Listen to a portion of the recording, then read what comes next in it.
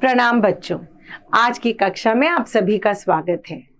प्यारे बच्चों, हमने कुछ पाठ पहले पढ़ा था अनुच्छेद लेखन।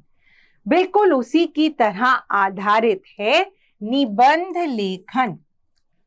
निबंध अर्थात नि और बंध का संगम, जिसका अर्थ है ठीक से बंधा हुआ। अनुच्छेद और निबंध में मुख्यतः यह अंतर होता है कि निबंध थोड़ा बड़ा होता है। बच्चों, निबंध में 3 मुख्य भाग होते हैं। पहला, आरंभ। इसके अंदर हम विषय पर संबंधित परिचय देते हैं। मध्य भाग में हम संबंधित विचारों को क्रम से लिखते हैं और अंत में निबंध का सार एक रोचक ढंग से समाप्त करते हैं। तो अनुच्छेद में केवल एक अनुच्छेद था, निबंध के अंदर 3 अनुच्छेद होते हैं। आइए ध्यान दें कि निबंध लिखते समय हमने किन बातों का ध्यान देना है। निबंध की भाषा सरल एवं रोचक होनी चाहिए। निबंध के वाक्य छोटे और अर्थपूर्ण होने चाहिए।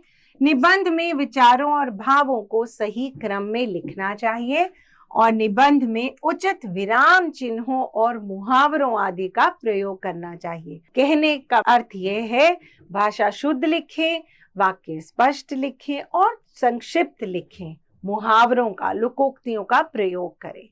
बच्चों, अनुच्छेद और निबंध लिखने से पहले कहीं पर एक छोटी सी सूची बना लेनी चाहिए कि हम इस विषय के ऊपर क्या क्या लिखना चाहते हैं। आइए पढ़ते हैं एक उदाहरण। स्वतंत्रता दिवस, इंडिपेंडेंस डे। स्वतंत्रता दिवस हमारा राष्ट्रीय पर्व है। यह पर्व प्रतिवर्ष 15 अगस्त को संपूर्ण देश में मनाया जाता है। हमारा देश सन 1947 को स्वतंत्र हुआ था। इसके पहले यहाँ अंग्रेजों का शासन था। देश को स्वतंत्र कराने के लिए अनेक राष्ट्रभक्तों ने अपने प्राणों की आहुति दे दी। 15 अगस्त 1947 ईस्वी को प्रथम बार दिल्ली के लाल किले पर तिरंगा फहराया गया था। इस दिन सभी देशवासियों ने सैकड़ों वर्ष बाद स्वतंत्र देश में सांस ली थी।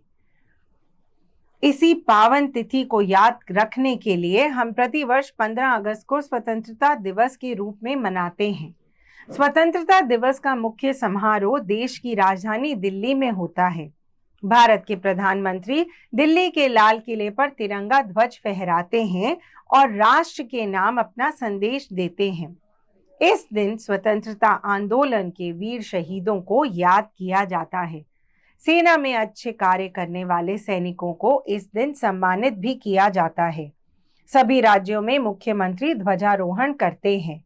इस दिन सभी सरकारी, गैर सरकारी कार्यालयों में ध्वजारोहण के साथ साथ अनेक सांस्कृतिक कार्यक्रम एवं खेल प्रतियोगिताएं होती हैं।